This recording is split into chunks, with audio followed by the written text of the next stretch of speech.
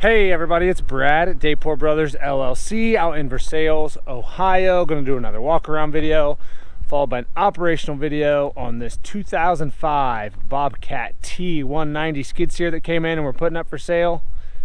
Like always, I'll walk around, I'll talk about the features and functions. I'll get up close to everything, I'll show you anything that I see, talk about anything that I know. Then of course we'll fire it up, kind of run it through its paces. Let you hear the engine, show you the front pins are nice and tight, show you the hydraulics are strong, lift the loader, dump the bucket, show you it turns nice and strong. As always, if you are in the market for a used skid steer, a used piece of construction equipment, or a used piece of ag equipment, please subscribe to the channel. Please like the video. Your likes and subscriptions help other people who are looking for equipment find our videos and find our machines, and we truly do appreciate it. All right, like I said, this one is a 2005 Bobcat T190 with only 1,135 hours. Like I said, here in a little bit, we'll fire it up. We'll show you the pins are nice and tight up here. But for now, we'll just talk about the features and functions. We'll get up close to everything. This one is cab with heat, selectable joystick controls, obviously a pre-emissions Kubota diesel engine, 1,900 pound lift capacity. This one has float and creep. 7,775 pound operating weight, and overall is a very nice machine. I'll get up close to everything, show you everything that I see here. First, looking at the side of the loader arms, on the sides everything looks pretty well original. We'll get up to the front. They have touched up just a little bit here on this front faceplate. We'll show you that here in a little bit, but on the side here, all this seems to be original. A few little spots here with some paint chips, small scuffs and scratches. You know, the paint's starting to flake a little bit right here around the edges, but very straight. Got some little cuts and stuff in the decals here, a couple little spots where the decals are torn. Again, starting to flake just a little bit around the outer edges here. Got a scratch right up here, but nothing out of the ordinary, no huge dents or dings. Again, very clean here. That white paint's nice and bright, very straight there. Coming down, taking a look at the track on this side. Get up close to it here. I'm gonna say we're probably about 45 to 50% tread depth. I think I'm being very fair there. Little bit of weather checking starting in here. I don't know how well you guys can see that. There is some starting in there. No huge cracks going crossways, just some small little chips here and there, and tread bars, little edges chipped out. Nothing out of the ordinary for a used track machine. Looking at the sprockets here on this side, as you can see there, very thick sprockets, lots of life left there in those sprockets. And then as I take a little step back and look at the side rail here of this undercarriage, you can see still has quite a bit of that gray paint. And getting up close to the side of the frame, you'll see there's a couple of small spots here where they had little scratches and they touched up. You can see there's two here, and you can just see just a little bit of touch-up paint there with those two little scratches. Seems like I saw one more over here somewhere. It's kind of hard to see, but there's just a little bit of a touch-up spot right here. Otherwise, all of this back here looks very original to me. Starting to flake a little bit around the edges there. It's flaking off just a little bit. Coming back, looking at this rear corner, again, very straight here. Nice bright paint. Decals are pretty good. Starting to get some spots where it's flaking off. Got some chips, got a big gouge out of this decal, a few little other chips. Again, this white paint is nice and bright. It is starting to get a couple spots down here in the bottom where it's flaked off. There was a couple of scuffs and scratches back here. When I open this door later, you'll see they've touched up from about, I want to say it was about right here down on the back. In this rear corner, you can see right there's a couple scratches with a little white paint in them. But up here, everything appears to be nice and original. Again, some of that paint starting to flake right here around that outer edge. Coming around to the back, looking at that back door. Orange paint's pretty doggone bright. That door's nice and straight. No huge dents or dings. Just your typical, there's some scuffs and scratches down here on that bottom, but no huge dents in that. Up here, this accordion mesh, everything looks really good there. Lenses look pretty good. Like I said, down here, just some scuffs and scratches. Down here on the very bottom underneath on that gray, just your typical scuffs and scratches down here. A little bit of paint peeling on the bottom corners. Coming around to the this rear corner here. Again, white paint's pretty darn good. Starting to flake off around our pins and stuff. Decal's pretty darn good. Got a little bit of a tear out of the decal there and a couple spots around the outer edges. No huge dents or dinks here otherwise though. Pretty doggone nice. Paint is starting to flake down here, but it is a 20-year-old machine. Like I said, it is very nice for the age, and it should be with 1,100 hours.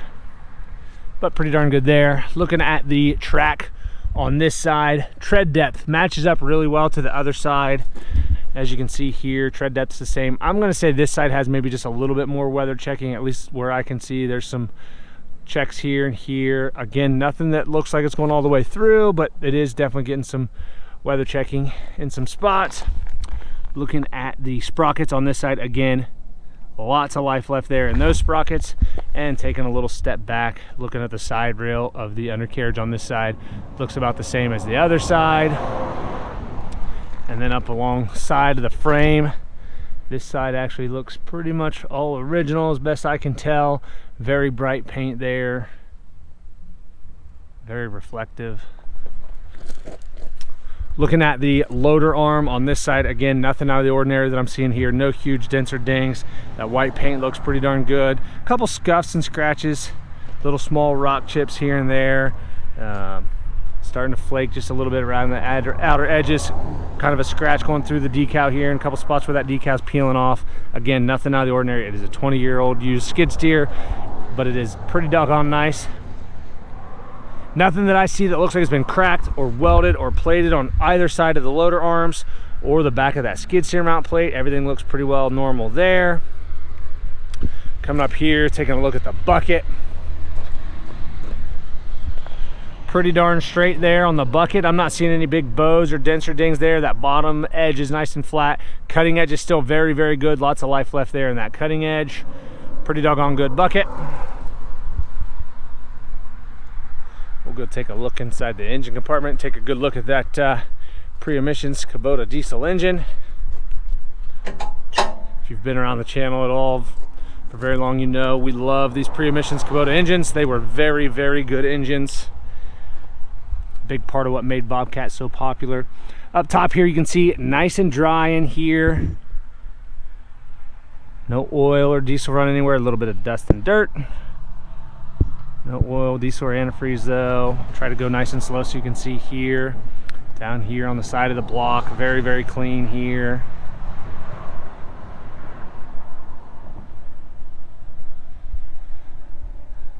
A little bit of moisture right here, right at the oil dipstick. I don't know how well you guys can see that, but looks like it's all just coming from right around that dipstick. Let me see. I don't know how well you guys can see it, but there's just a little bit of moisture right there. But it's right by that dipstick. Down in here, the bottom, everything looks good there.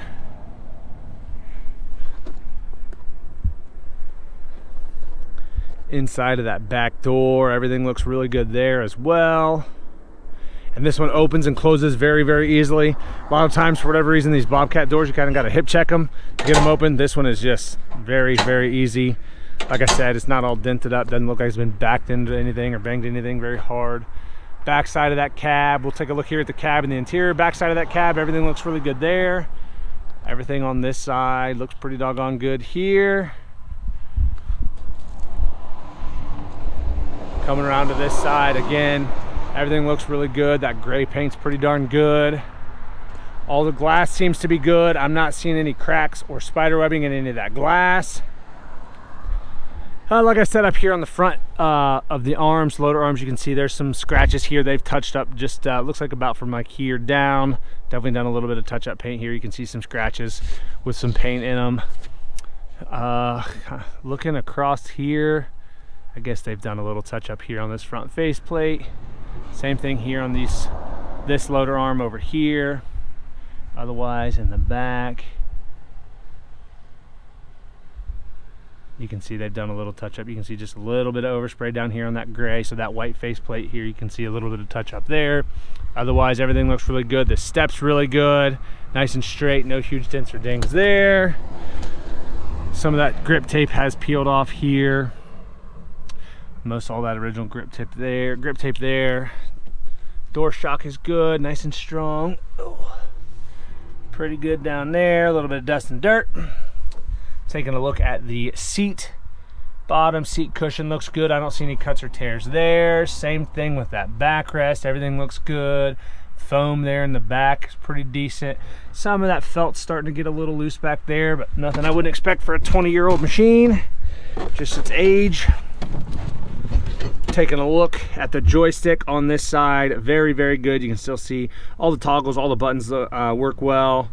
Decals on the buttons are good. All that texture still here. Trigger's good. The little boot down here is good. Coming over to this side, same thing here. All your toggle switches are good. Trigger button is good. All that texture still here.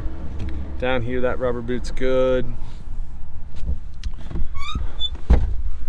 Over here, again, you can still read everything on all your buttons. 1135 hours. Heat controls here. Again, this headliner, very, very clean. Just a little bit of an indentation there where the lap bar rests when it goes all the way up, but no stains, no water stains, no big dirt stains or anything like that. Just overall pretty doggone nice machine, which it should be for 1100 hours. Looking up here where these cylinders come up top, everything looks really good there. As you can see, plenty of grease. They weren't afraid to grease, which is a good thing. That keeps pins nice and tight. Nothing looks like it's been cracked or welded on either side. Over here, same thing. Looks pretty darn good.